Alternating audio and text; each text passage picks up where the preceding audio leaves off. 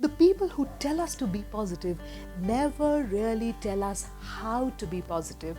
How can we generate this positivity inside us? And today, through this video, I'm going to tell you exactly how I figured out a method to do that.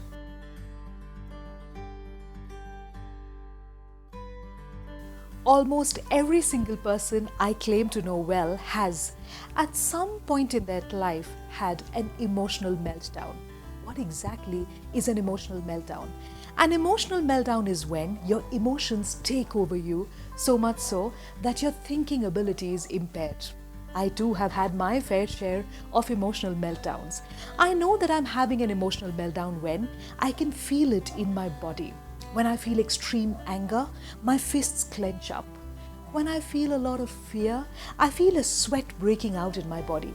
When I feel pain, I can feel my cheeks becoming red and hot.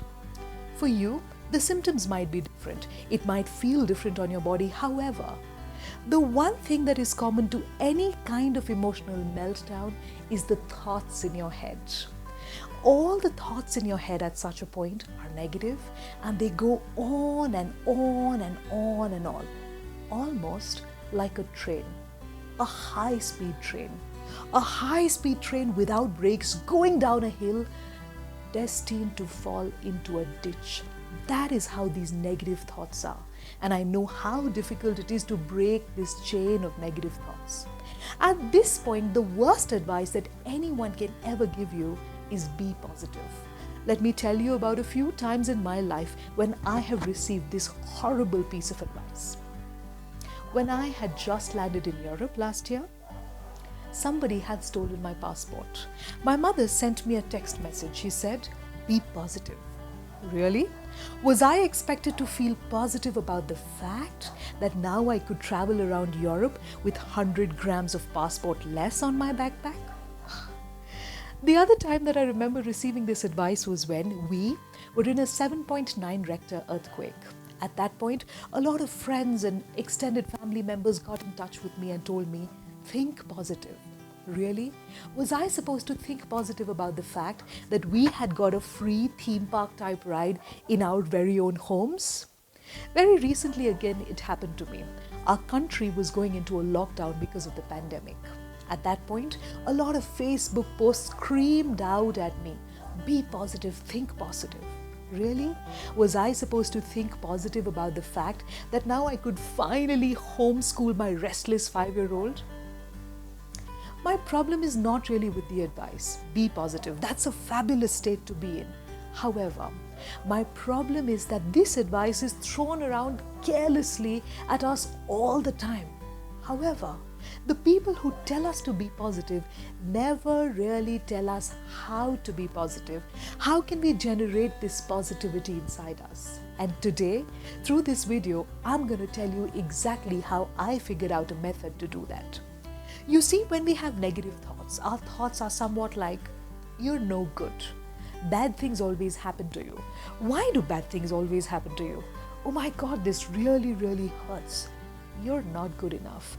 You will never be able to do it. You're a girl. Maybe that's why you can't do it." To break this chain of thoughts, I figured out a simple system that works for me every single time.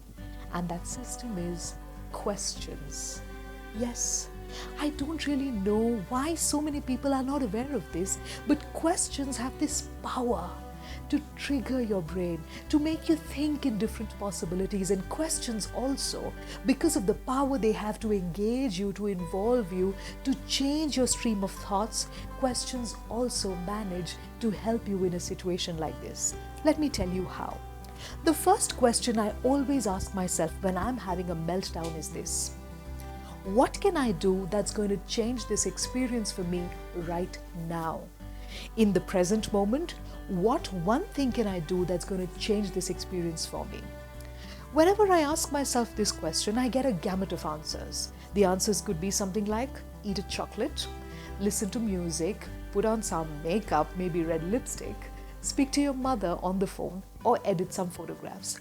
All of these things instantly lift up my mood.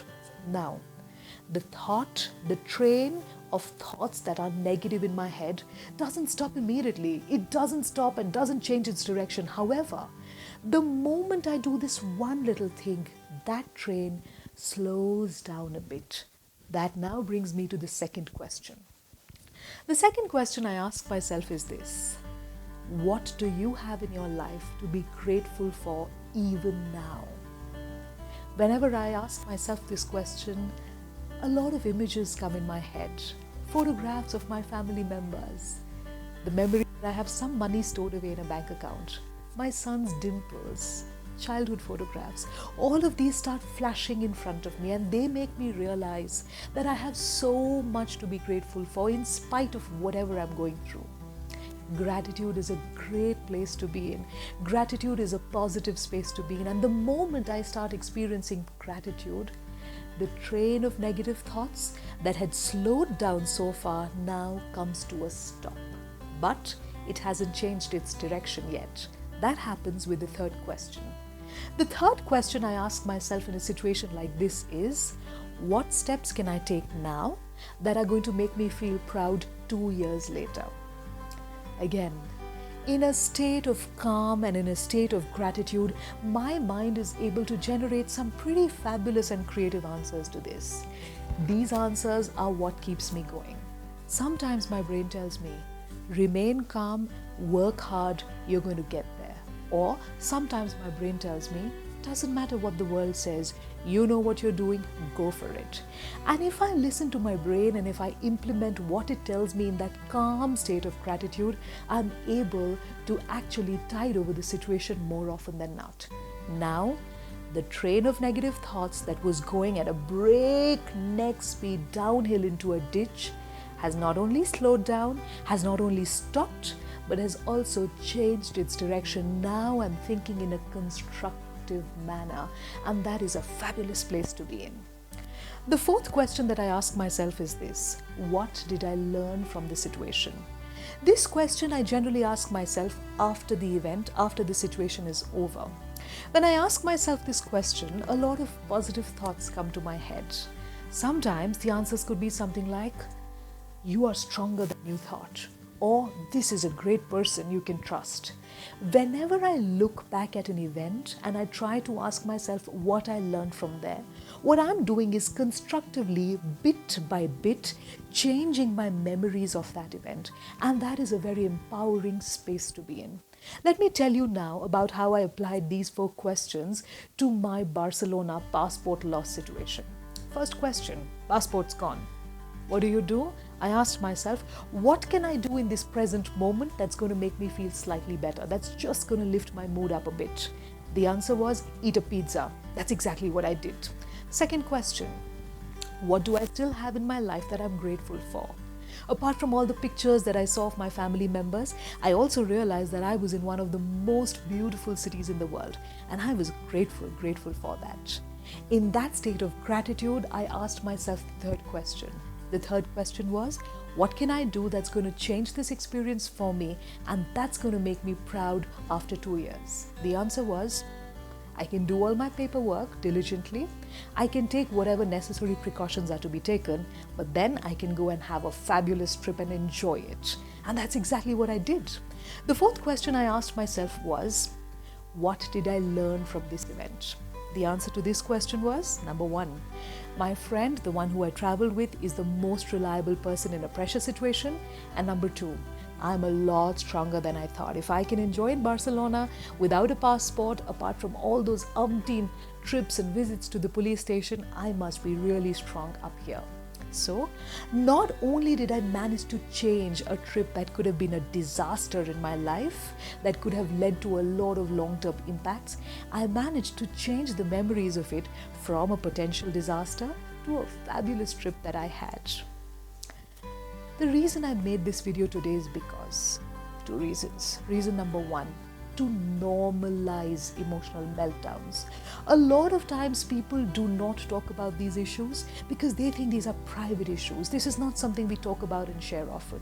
However, if I tell you that each person I know closely has experienced this at least once in their lifetime, it's going to make you feel so much better about having a meltdown.